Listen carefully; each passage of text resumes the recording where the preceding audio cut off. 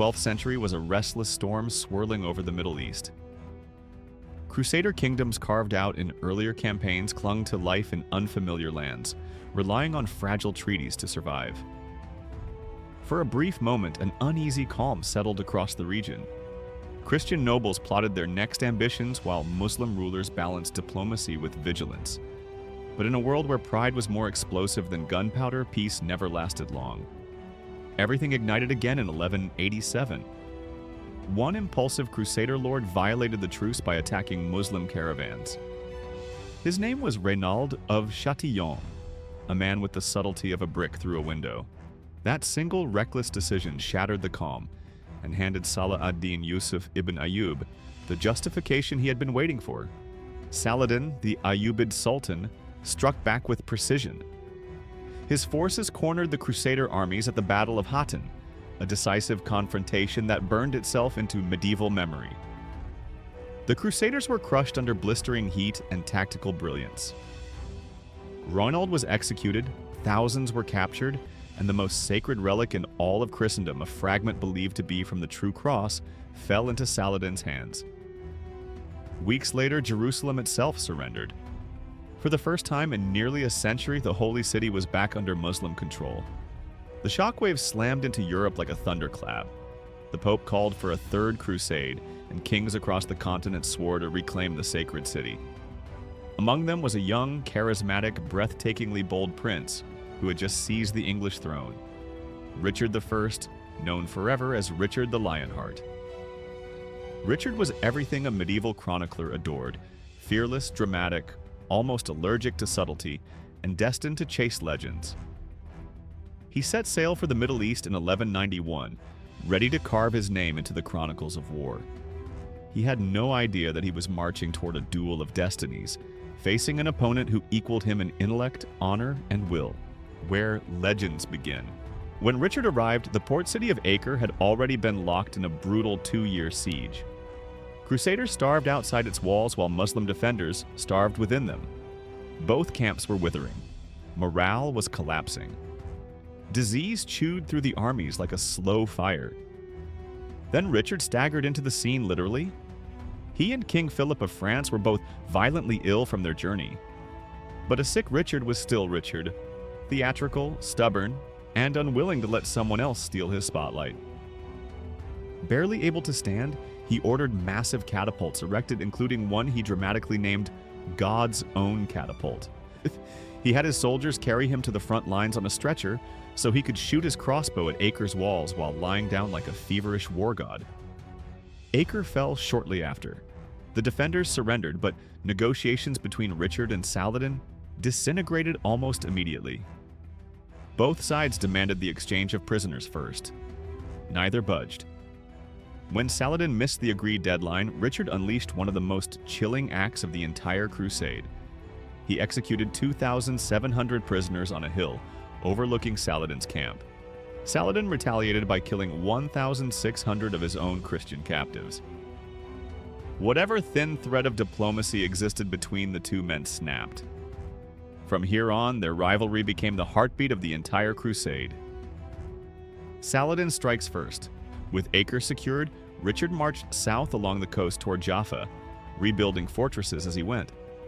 He knew that the Crusader defeat at Hattin had been sealed not just by tactics, but by heat, thirst, and inexperience. This time, supply ships shadowed the army from the sea. Water never ran out. The coastline protected one flank. Richard tightened his formations with ruthless discipline. But Saladin was watching. Hidden among forests and hills, his mounted archers trailed Richard's army.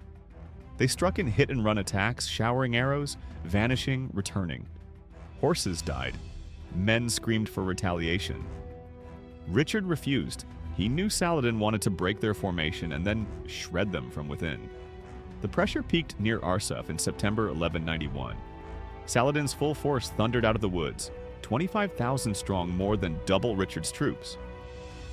The sky darkened with arrows, Crusader patience thinned to threads. The Knights Hospitallers snapped first. Enraged and bloodied, they charged without orders. Richard had no choice but to commit everything. He raised his sword high and signaled a full counterattack. The response was volcanic. The Crusader line surged forward in a wave of steel, smashing directly into Saladin's archers. Shock rippled through the Muslim ranks. They had expected hesitation, not fury. Richard's cavalry plowed through like a storm, carving a path across a field. Saladin tried to lure them into the woods for an ambush, but Richard halted the charge at the last second, denying him the trap. The battlefield belonged to Richard that day. Saladin lost thousands, but his respect for his enemy grew. Saladin changes the game. Saladin now understood he couldn't overpower Richard in open battle, so he changed the rules. Instead of clashing head-on, he destroyed every coastal city and fortress on the road to Jerusalem. Richard was forced to spend months rebuilding as morale among the Crusaders collapsed. They hadn't crossed continents to do construction work. They wanted Jerusalem now. Twice Richard marched within sight of the holy city. Twice he turned back. The risks were too great, the supply lines too fragile. A defeat would doom everything. His army began to lose faith, and back in Europe, Richard's brother John and King Philip were plotting to seize his lands. Time was suffocating him, yet during this bitter stalemate, something unexpected happened. Richard and Saladin began to admire one another. They spoke through envoys. They exchanged gifts, fruits, even medical aid. Richard befriended Saladin's brother Al-Adil so warmly that he proposed a marriage alliance with his own sister, without ever asking her, of course. In another world, they might have been allies. In this one, fate had other plans. The fall of Jaffa and Richard's heroic return. While Richard gathered reinforcements at Acre, Saladin struck Jaffa. The city fell quickly. Survivors barricaded themselves inside the citadel, praying for rescue. A lone priest escaped the massacre by sea and reached Richard with the news. Richard acted instantly. He boarded a ship with a small handful of knights and sailed directly toward Jaffa, arriving to see Muslim banners fluttering over the city walls. Most would have turned back. Richard dove into the water, sword in one hand, crossbow in the other. He waded toward the shore, shouting battle cries like a man possessed. His men followed, leaping from their boats and charging straight into Saladin's stunned troops. The city erupted into chaos. Jaffa's trapped crusaders burst from the citadel and joined the fight. By dusk, the Muslims retreated. Richard had pulled victory from the jaws of total ruin. It was one of the most extraordinary rescues in medieval history. The final Battle of Jaffa. 4 days later, Saladin returned with a huge army determined to end the war once and for all. Richard had fewer than 2,000 men. Saladin had more than 15,000. But numbers don't win every battle. Richard arranged his troops in tight defensive lines backed by teams of alternating crossbowmen, firing non-stop volleys that tore through Saladin's cavalry. Hours passed. The Muslims grew exhausted. Finally, Richard launched a devastating countercharge. Saladin's army buckled. Then, in a final desperate move, a group of Muslim fighters stormed the city itself. Richard wheeled around, leading a strike force through the streets to crush them. By nightfall, Saladin had no choice but to withdraw.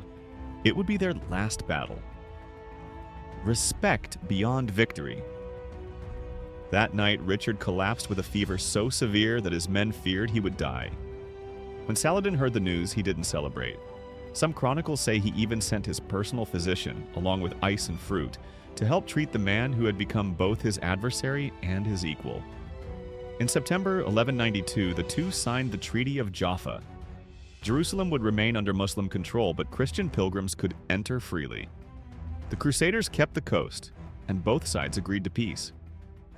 Richard returned to Europe to find his throne under threat. Saladin, drained by decades of warfare, died less than a year later. Yet the rivalry they forged remains unmatched. Two leaders raised on different worlds, bound by war, shaped by honor, and remembered not for their hatred but for their respect. A rivalry fierce enough to stain the earth with blood, yet noble enough to inspire legends for centuries. And that brings our journey through the greatest rivalry of the Middle Ages to an end. If you enjoyed riding through these battles with us, tap that like and subscribe so you never miss the next epic chapter from the past. And let me know in the comments, who impressed you more, Richard the Lionheart or Sultan Saladin? Until next time, keep exploring, keep questioning, and stay curious. See you in the next history adventure.